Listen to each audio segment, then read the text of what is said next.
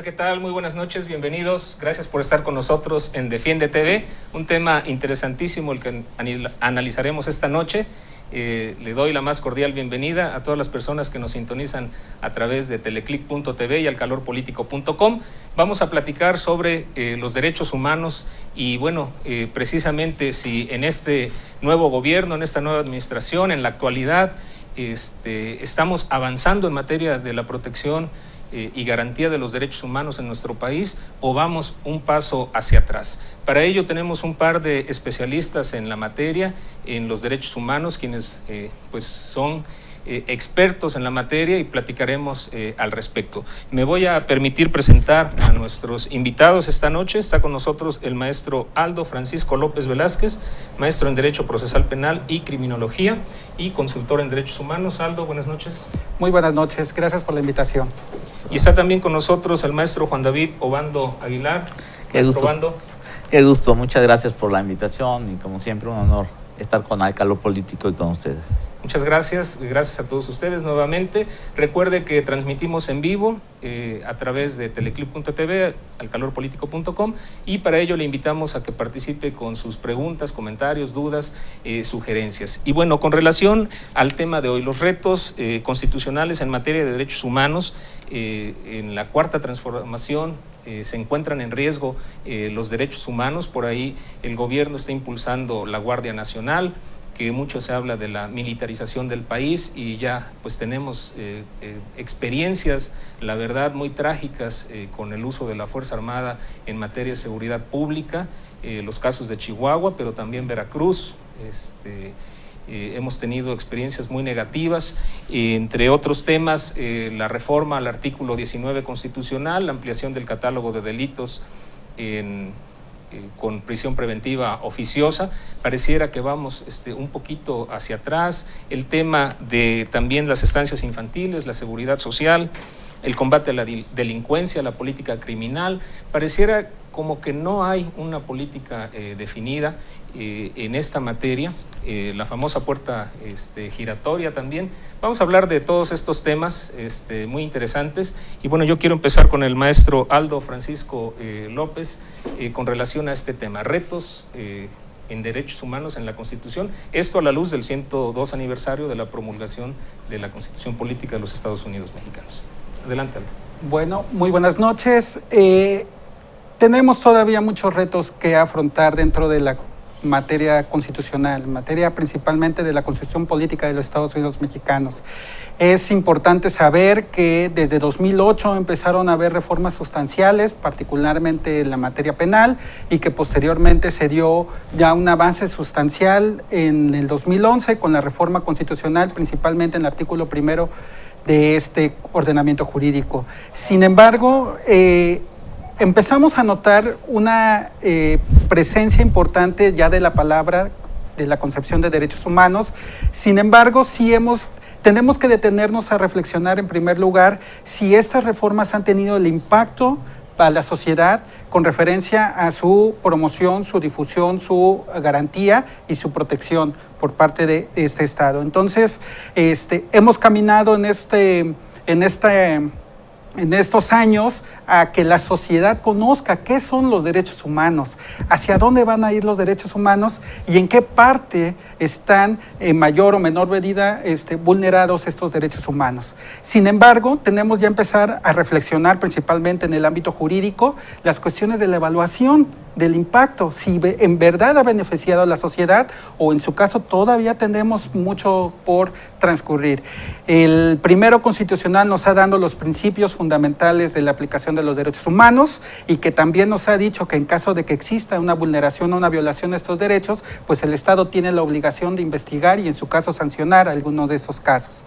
Sin embargo, también hemos observado que a la luz de esta reforma constitucional también nos hemos dado cuenta de que sí existen otros artículos que también necesitan ser armonizados tanto por este artículo como con la inclusión de los tratados internacionales. Y ese es ese trabajo que se ha construido. Tenemos muchos retos, los temas que has puesto sobre la mesa son importantes, son fundamentales para que los analicemos desde el ámbito jurídico, pero también desde esta cuestión social, porque al final nos van a beneficiar o nos van a perjudicar a las mujeres y los hombres que habitamos o que nos encontramos dentro del territorio mexicano.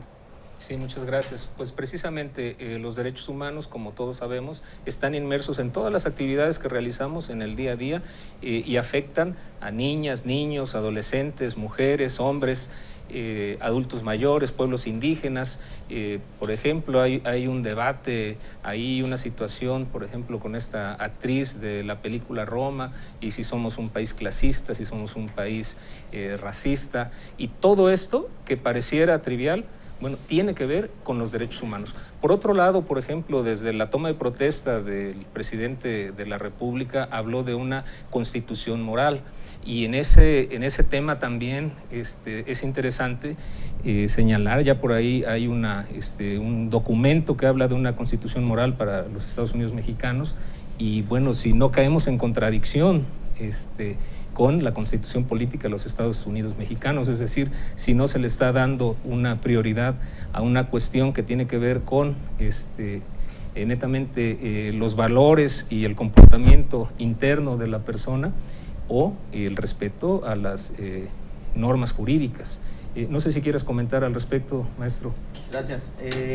Pues sí, tienes razón. El tema de los derechos humanos es uno de los temas más valiosos y las reformas más valiosas que han empoderado a nuestra Constitución, sobre todo para ponerle en vanguardia a nivel internacional y específicamente en temas que rescatan y defienden la dignidad del hombre. Ahora, hay que tener un antecedente muy valioso en este enfoque del 102 aniversario.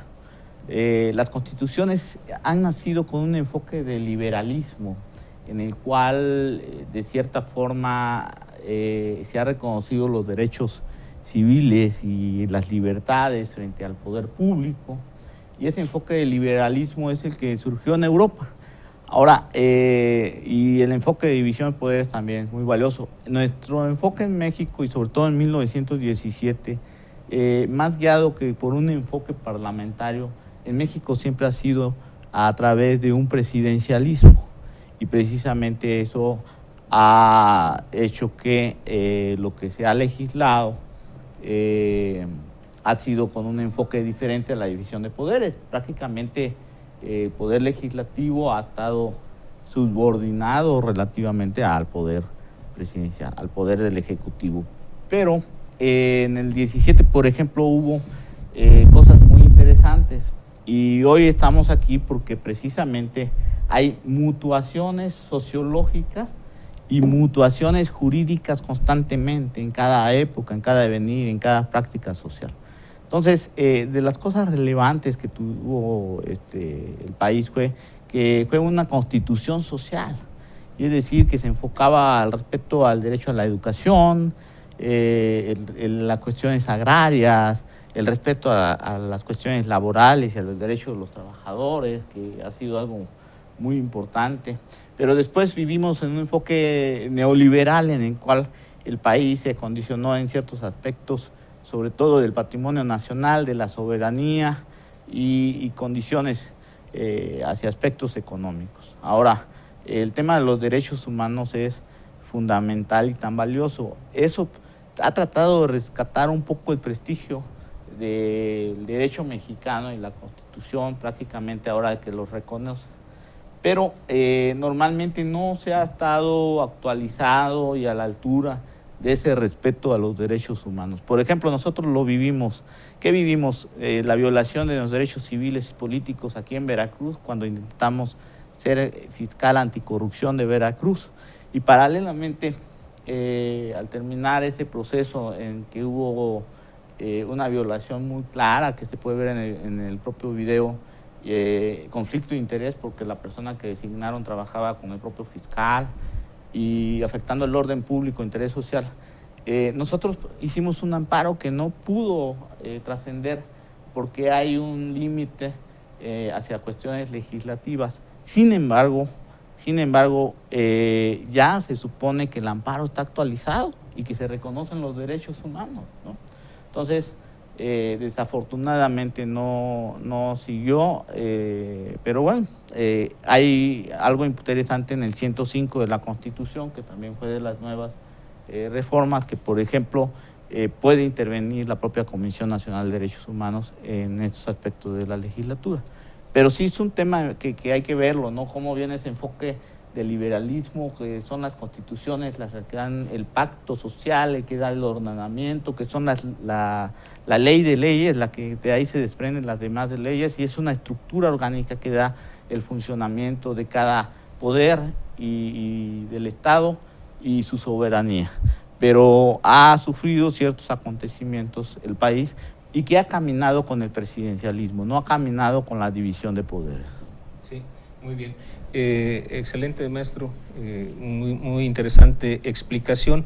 Tú mencionabas, Aldo, hace un momento cuando iniciaste tu presentación con relación a una evaluación de la reforma constitucional en materia de derechos humanos, y precisamente, por ejemplo, en este momento hay un debate a nivel nacional con relación al artículo 19, que ya mencionamos también hace un momento, con relación a la ampliación de este catálogo de delitos que merecen prisión preventiva oficiosa. Es decir, en nuestro país, con la reforma penal del 2008, con la reforma del 2011 en materia de derechos humanos, se privilegia la presunción de inocencia. Y pareciera que vamos hacia atrás y estamos aumentando, o está la propuesta de aumentar ese catálogo de delitos donde se puede dictar prisión preventiva de manera oficiosa por parte de un juez sin tener información o datos de prueba suficientes sobre la comisión de un hecho delictivo.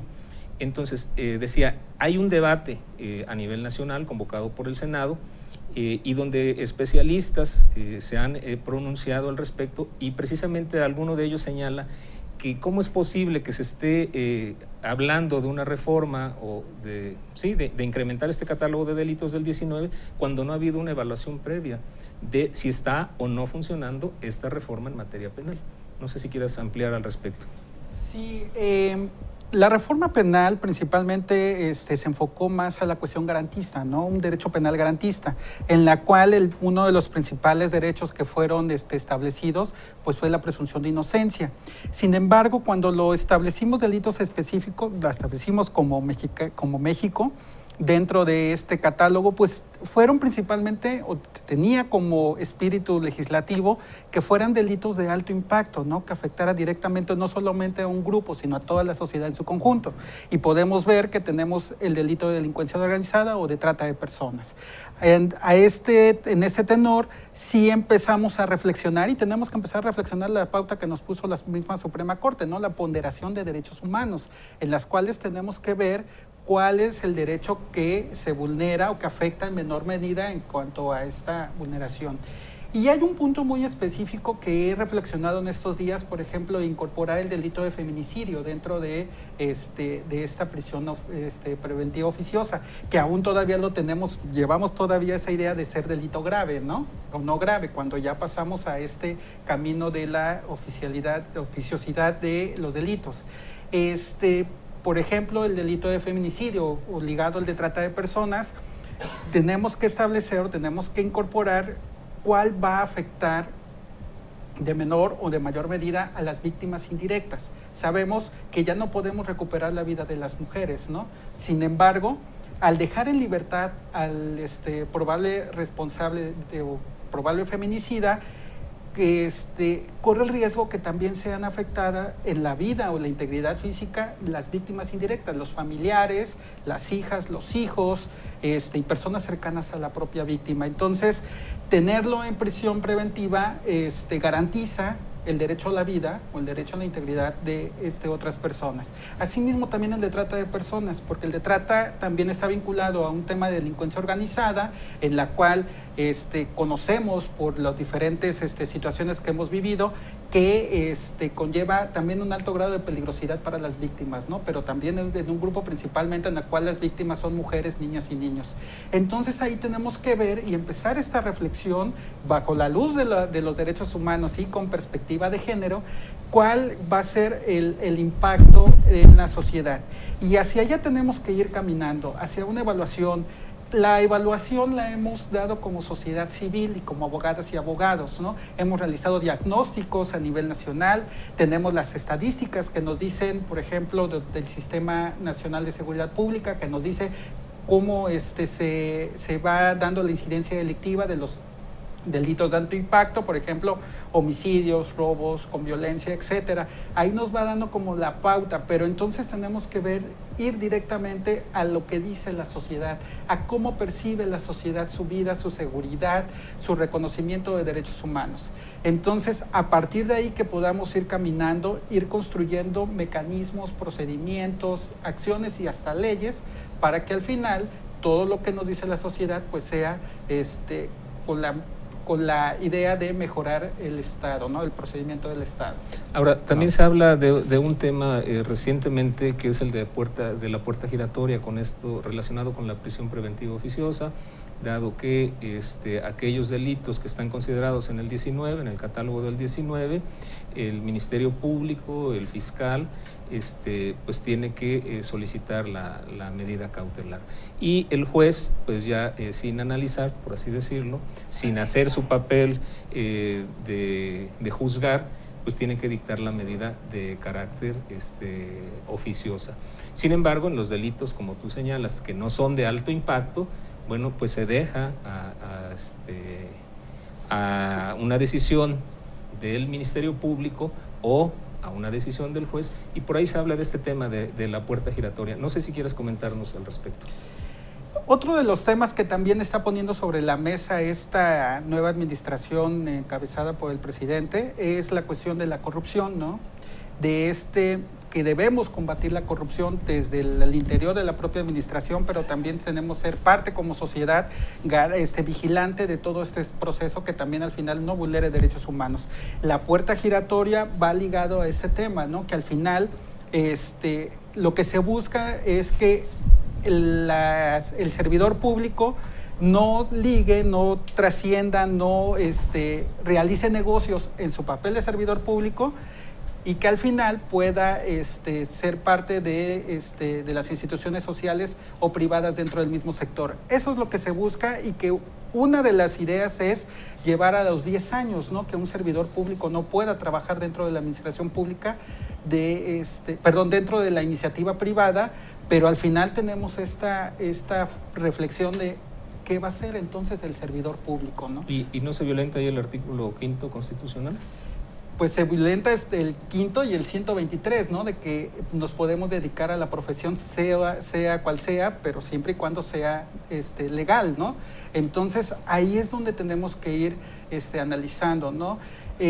Tal vez los candados que pueden realizarse, y que lo que se tiene ahorita en materia de anticorrupción es que las personas no trabajen durante un determinado tiempo en el área, en el ramo, ejemplo, principalmente, que es el de energía, que es el que más ruido hace, y que al final, pero lo que se quiere hacer es incrementarlo a 10 años, ¿no? Entonces, sí puede haber alguna cuestión de vulneración al ejercicio profesional, al derecho al trabajo, pero por otro también buscamos la garantía de la propia sociedad, ¿no? Que no se hagan estas negociaciones y se fomente la corrupción.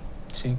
Excelente, muchas gracias. Las personas que nos están sintonizando nos dicen que por qué se protege mucho a los delincuentes. Me refiero que hace referencia a que cuando hablamos de derechos humanos existe esa percepción en algún sector de la sociedad que se protege más al delincuente y no a la víctima. No sé si quieras opinar, maestro Obando. Sí, desafortunadamente es un aspecto cultural. Y bueno, hay que reconocer que precisamente los derechos humanos son prácticas culturales, sociales, de empoderamiento, de protección. Ahora, estas protecciones universales que se inicia con la declaración que hace la propia ONU después de una trágica guerra mundial, En ese contexto, ¿qué es lo que trata de proteger? Y esa Declaración Universal sobre los Derechos Humanos es la dignidad humana y los valores. Y esa es la gran paradoja que nos lleva en el tema de los derechos humanos. Porque derechos humanos es la comprensión del otro. Entonces, desafortunadamente, como ahora en Veracruz, el día de ayer, por ejemplo, desafortunadamente un femicidio más, una niña en Poza Rica defiende a su mamá del padrastro alcohólico, la trata de defender, sale corriendo, el tipo la alcanza, desafortunadamente hoy salió en los medios de comunicación, pero ¿cómo pensar en los derechos humanos de alguien que no ha tenido ese estatus humano, que ha cometido ilícito y que ha perjudicado la vida de alguien? Ese es el gran tema que tenemos que tener a debate, que los derechos humanos son, desde el punto de vista, como dice la declaración, para la justicia. Y puede haber justicia en ese contexto de las personas que afectaron intencionalmente los derechos humanos de terceros. Entonces ese es el gran debate y es el gran sentido que se debe exponer y que se debe reiterar, que precisamente estos instrumentos de protección son para el valor, para la dignidad y para la justicia. No son para los que han quebrado la paz y la humanidad. Muy bien. Flaviano Hernández nos dice: nuestra seguridad está en los suelos, los delitos a la alta y protegen a todos los delincuentes con corbata. Qué pena, todo a su favor, como decíamos, es una percepción por ahí en algún sector. Bruno López dice: ¿cuál puerta giratoria? No inventen términos que descomponen más al errático nuevo sistema penal acusatorio. Sí, es importante. Todavía tenemos esa percepción que fue anterior a la reforma de 2008, que se protegía mucho a las personas delincuentes, ¿no? Y que todo el derecho penal giraba en torno a esta persona. Sin embargo, tenemos que hacer ver también, tenemos que empezar a reflexionar que la víctima también es parte fundamental dentro de este procedimiento penal, y tan es así que se han también creado mecanismos, ¿no? Las comisiones ejecutivas de atención a víctimas, las cuales están garantizando este procedimiento que, si bien estaba visible dentro de las reformas anteriores, es importante que ahora el Código Nacional de Procedimientos Penales sí aplica ya esta forma de protección y de garantizar los derechos humanos de las víctimas. Sin embargo, todavía tenemos esa percepción, y por eso vuelvo otra vez a identificar la evaluación, ¿no? Cómo va avanzando este tema de derechos humanos. Y la reforma es de 2008, tenemos más de 10 años en esta reforma y aún tenemos todavía lagunas, tenemos deficiencias en el aparato jurisdiccional, en el aparato administrativo, pero también por la parte de las abogadas y abogados también tenemos que irnos preparando constantemente en este tema. Así es que sí es importante, son términos que se han estado identificando por la misma sociedad, se han puesto sobre la mesa los temas. Sin embargo, tenemos que caminar también a esta percepción que al final incide directamente en las políticas públicas. Sí, muy bien. Perdón, maestro. Sí, yo creo que en este país uno de los grandes problemas que hay, hemos tenido en ocasiones y por momentos excelentes constituciones que se han ido modificando a modo, desafortunadamente, pero ha habido leyes, ha habido instancias, etcétera. Sin embargo, ha habido dos problemas. Uno, la falta de certidumbre jurídica para el ciudadano. Y el peor de los problemas es que las mismas autoridades han propiciado impunidad, y que precisamente es lo que ha afectado y lo que afecta a quien va porque se haga una procuración de justicia. Efectiva, ¿no? Excesiva. Sí. Otro tema que señalamos al inicio es el de los organismos autónomos como medios del control de control del poder público, ¿sí? Caso emblemático en Veracruz es la Fiscalía General del Estado. A nivel nacional, obviamente, igualmente lo que antes era la PGR, ahora Fiscalía General, y bueno, otros órganos autónomos que existen y que también se han visto cuestionados. Con relación a ello, ¿qué nos podrías comentar, Aldo? También los organismos juegan un papel fundamental dentro de este proceso de reformas constitucionales. Como lo dijo la propia exministra, Olga Sánchez, se fueron creando a raíz de un proceso de desconfianza de las propias instituciones, en que no creíamos o no seguimos no creyendo en nuestras instituciones públicas. Por lo tanto, se crean estos organismos con la finalidad de que en primer lugar sean autónomos y por lo tanto tengan su propio modo de organizarse, de reglamentarse y de ejecutar sus funciones y atribuciones. Sin embargo, también es importante recalcar que estos también han contribuido a poner sobre la agenda pública los temas en los cuales fueron creados, principalmente el caso de la Fiscalía, por ejemplo, los casos de los institutos de acceso a la información y protección de datos personales, y algunos otros que también han dirimido las controversias que existen entre los mismos particulares y que ha motivado la especialización de las instituciones públicas. Tener organismos especializados, conformados también por especialistas en el ramo, da mayor certeza sobre las resoluciones y las funciones y las políticas públicas que se van a realizar. Tal es el caso, por ejemplo, de las comisiones de competencia económica, ¿no? O de aquellas de energía o de telecomunicaciones, como el Instituto Federal de Telecomunicaciones, que estos también ha sido como la oportunidad de que la ciudadanía se acerque a presentar quejas, a presentar denuncias, que al final ha motivado que también haya transformaciones desde el ámbito legislativo, desde el ámbito legal y también al interior en la administración pública. Sí, maestro Juan David. Es un tema muy valioso el que usted ha mencionado.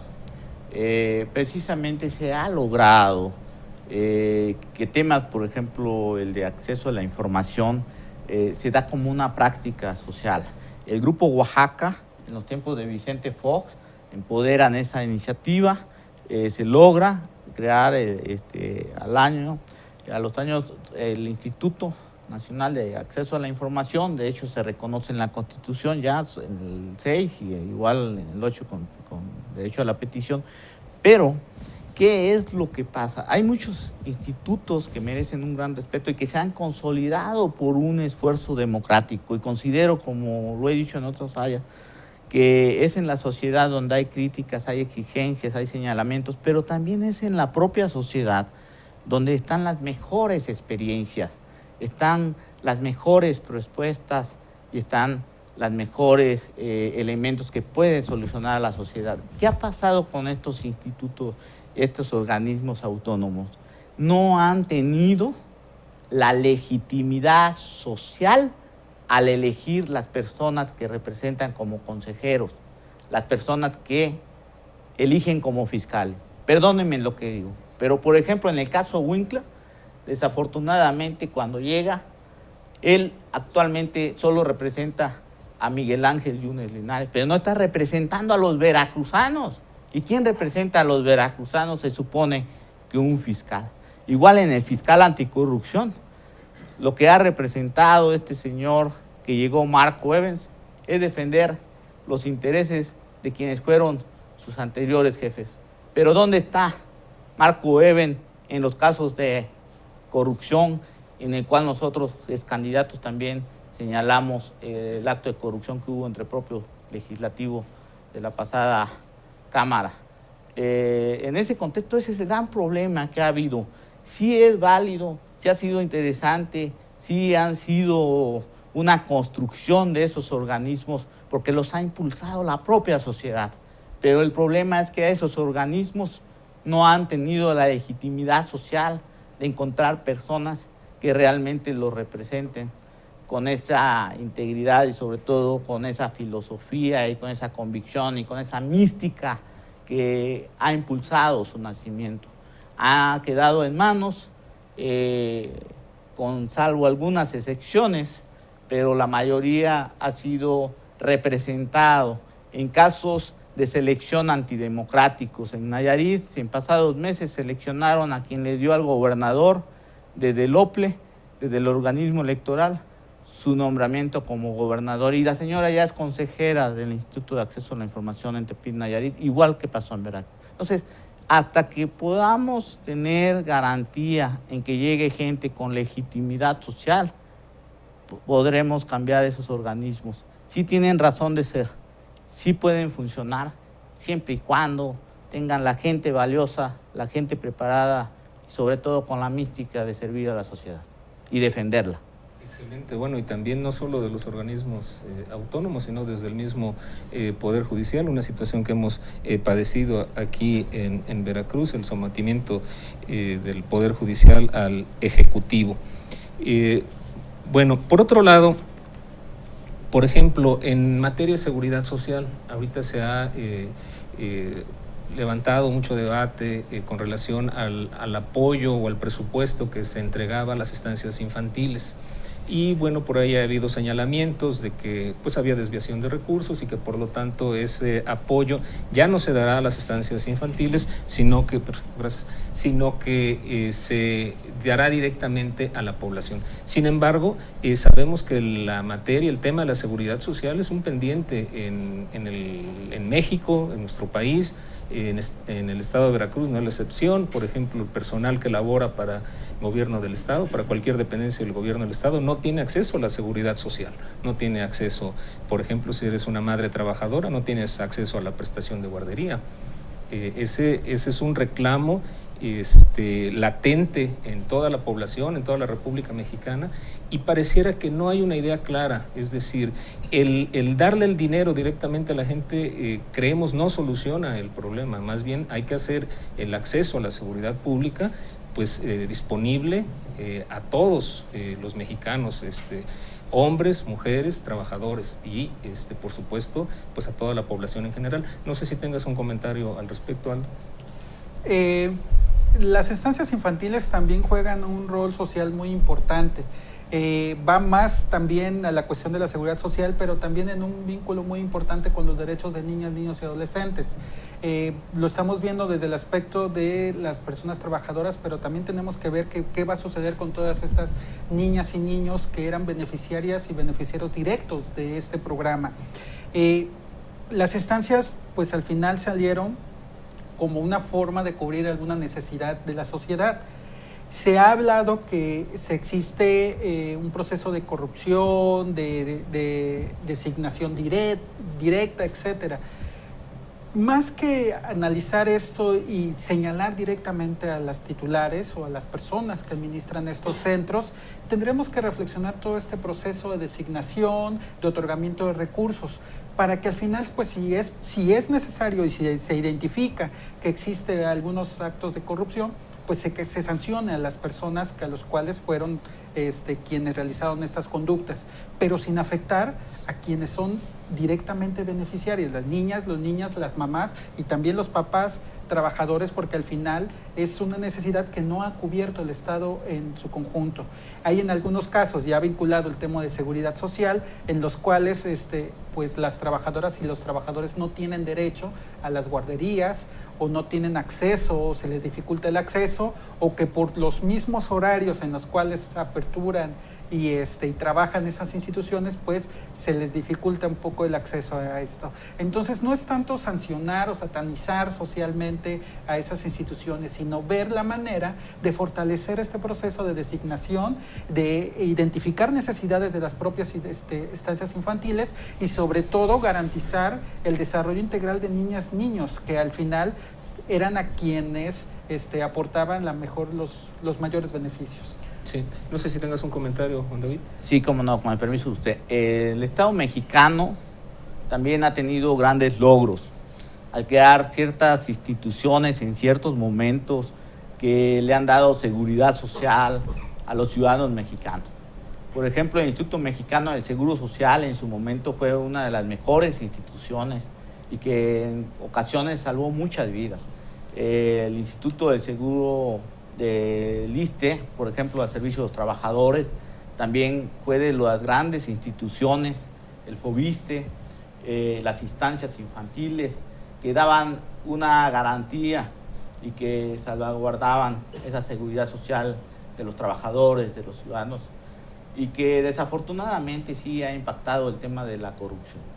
Sin embargo, aquí, en este momento en que nuestras instituciones han perdido la credibilidad y que precisamente en el pasado cuestión electoral del 1 de julio, la sociedad participó porque había un hartazgo social de ver tanta corrupción en diferentes instancias, en diferentes instituciones y sobre todo que afectaban al propio ciudadano. Instituciones que tienen que darle la seguridad al propio ciudadano, estaban afectando al propio ciudadano cuando no se le servía y si no le garantizaban la salud y cuando no le garantizaban su derecho al acceso a la vivienda, etcétera. Pero ¿qué pasaba? Desafortunadamente la corrupción afectó y impactó a esas instituciones. Ahora, es cierto, es fundamental no dejar los servicios. Las instancias infantiles son fundamentales. Es vital porque muchas madres de familia tienen la necesidad de dejar a sus hijos en torno, trabajan, que a veces no tienen las condiciones económicas. De igual forma, muchos padres están trabajando y desean que sus hijos tengan esa garantía social, esa seguridad. Pero sí pasó algo.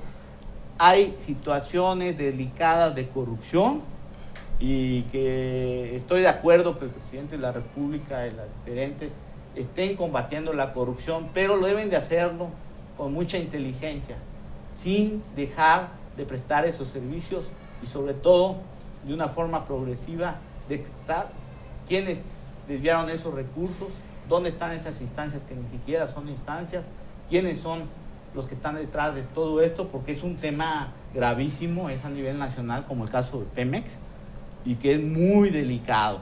Claro. Tienen que hacerlo sin afectar a la sociedad, pero sí tienen que poner castigo a esa bola de sinvergüenza que afectaron a México.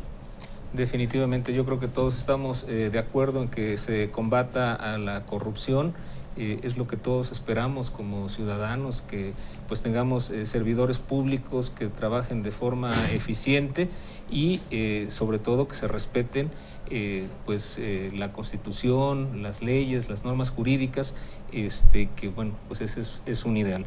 Bruno López dice: los derechos humanos son los derechos naturales y son para todos. Atento a la universalidad, la justicia se dará de acuerdo a la ponderación que haga el juzgador, pero al delincuente se le debe respetar el debido proceso, nos guste o no. Saludos. Víctor Flores pregunta a los dos ilustres maestros conocedores de la Constitución Política de los Estados Unidos Mexicanos si están de acuerdo en la propuesta del presidente Andrés Manuel López Obrador de legislar para una nueva Constitución Política para los Estados Unidos Mexicanos. Si su respuesta es sí, que digan el por qué. Aldo. Un saludo a nuestro estimado amigo don Bruno. Todos tienen el derecho y el respeto al debido proceso, pero también no hay que dejar el lado humano y no hay que dejar en cierto momento que el máximo sentido de los derechos humanos es la justicia y la dignidad humana. Ahora bien, en la última pregunta, consideramos que sí. Yo creo que ya es tiempo, aunque ha habido cosas valiosas, como hablábamos de ciertas integración a los derechos humanos, que está a la altura de las convenciones internacionales, yo estoy de acuerdo. Como sabía, hay mutuaciones sociales y jurídicas. Por ejemplo, ya la Unión Europea prácticamente ya está por encima de las constituciones de los propios países, entonces ya están participando con un derecho comunitario y ya está con un enfoque internacional que puede servir tanto en París, como puede servir en Madrid, como puede servir en Roma, pero es un enfoque muy interesante sobre los ciudadanos de la Unión Europea. Ahora, nosotros como país ya estamos viviendo un tiempo distinto. Yo estoy de acuerdo en que ya no se debe tardar, así como se ha puesto los derechos humanos en nuestra Constitución, ya se debe poner el combate a la corrupción, que ha sido uno de los grandes males que tiene este país.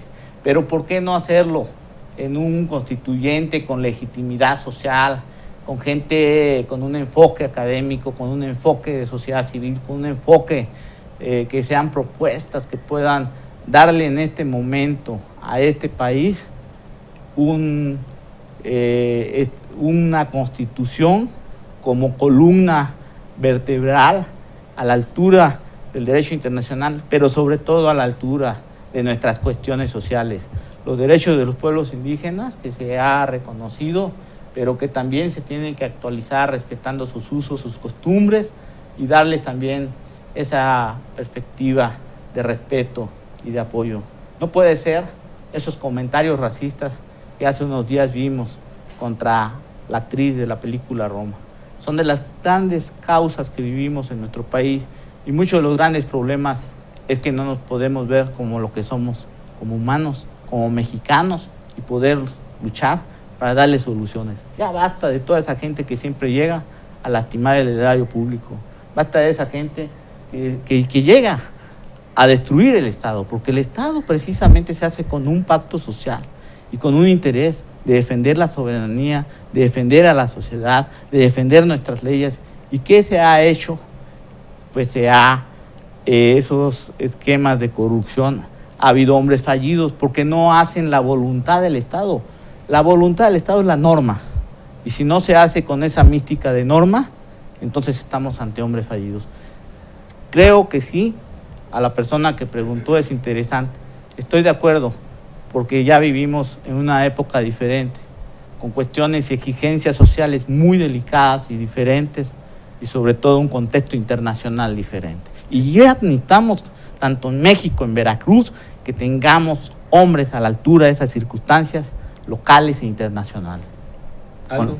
Sí, el tema ya fue puesto sobre la mesa por el presidente de la República. Él establece, señala que va a haber este proceso de reflexión y que al final de su mandato empiece ya estas reflexiones en torno a si tener una nueva constitución o no. Sí es muy importante eso, vivimos tiempos muy diferentes. La constitución que tenemos es de 1917 y que viene a raíz de una revolución social, ¿no? De unos cambios que particularmente iban al aspecto de los derechos sociales y que en su momento fue trascendental para el mundo. Fuimos pioneros, pero nos fuimos quedando en el camino en cuanto a reconocimiento de derechos humanos hasta la cuestión del 2008-2011. Entonces, sí es necesario poner sobre la mesa, poner en la discusión de la sociedad en su conjunto, porque al final es un pacto social, la necesidad de contar con esta nueva constitución o no. Existen hasta el momento, después de la publicación de 1917, más de 700 reformas, y que muchas fueron abundando poco a poco a parchar, como lo dicen algunas personas, las necesidades propias de la época. Entonces sí tenemos que ver que también existe una agenda internacional diferente, que los tratados internacionales fueron creados principalmente en materia de derechos humanos posteriores a 1945-48, que es cuando se fue constituyendo la Organización de las Naciones Unidas, y entonces tenemos que analizar este proceso de armonización legislativa, pero que no sea nada más una armonización de homologar criterios o de homologar artículos, sino que sea una reflexión a las necesidades propias de la misma sociedad mexicana, porque tenemos dos puntos principales, que ya vivimos en un tema de globalización, en un tema en el cual el país no está ajeno a la situación de otros países, que lo estamos viendo, que si se pone México en una posición o en otra en la agenda internacional, sino que tenemos que ir viendo sobre cuál es la realidad y cómo podemos participar como sociedad.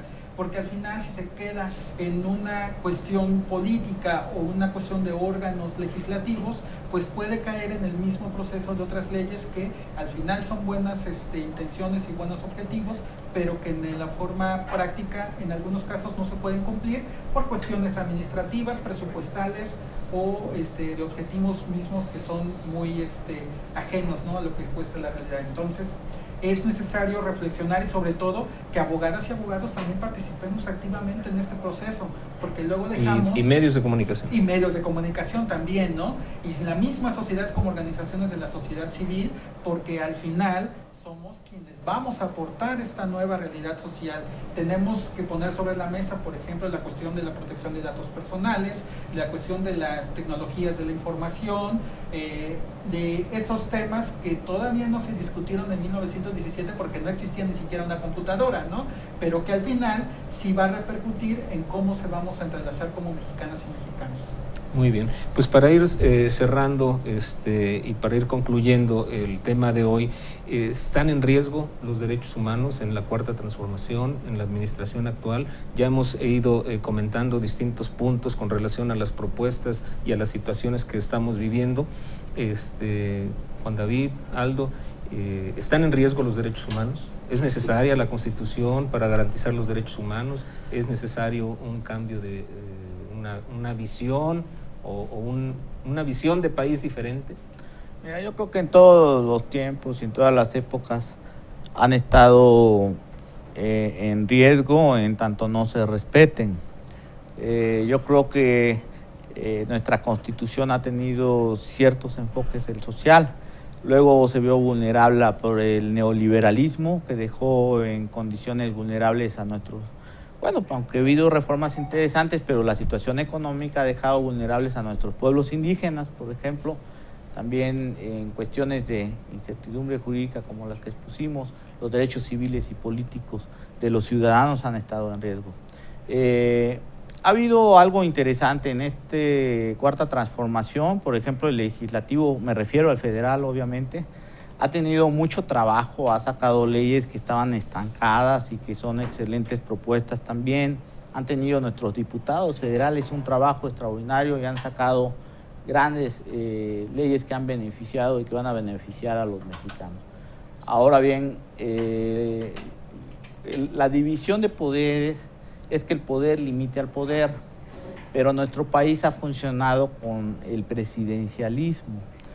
Ahora, ahí está la gran pregunta, ¿no? Si se va a trabajar con esa división de poderes, pero también que esos poderes estén en el contexto del reclamo social, que actúen conforme a la sociedad y a los principios rectores del Estado. Entonces vamos y se va a lograr el respeto a los derechos humanos.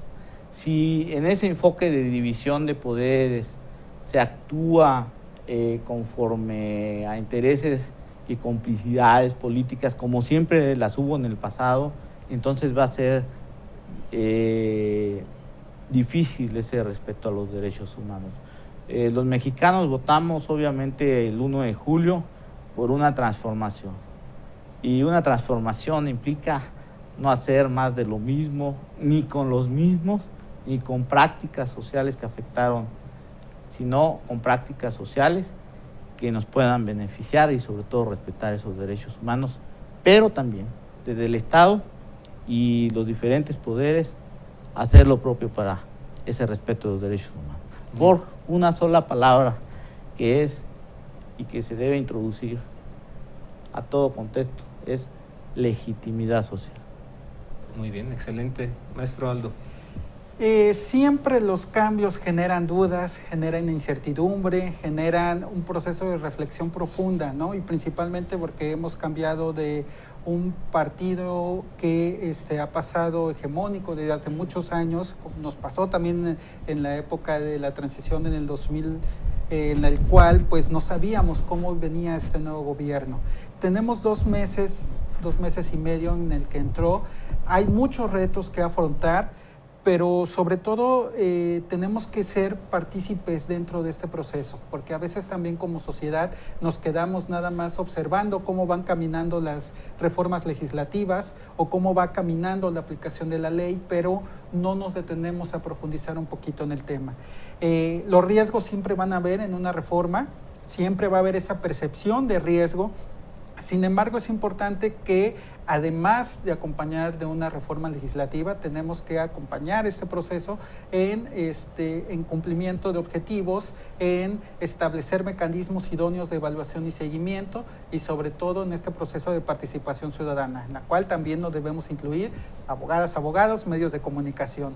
Entonces, sí genera incertidumbre, sí generan, como cualquier otro, hasta miedo en algún momento, pero también tenemos que permitir un poquito este proceso de observación de la sociedad, de hacer diagnósticos. No nos debemos ya tardar mucho, ¿no? Sino se tiene que hacer ya un diagnóstico de cómo se encuentra la sociedad, y que al final se va a ir a caminar a este proceso de una reforma constitucional, o en su caso ya de fortalecer los procedimientos y las instituciones.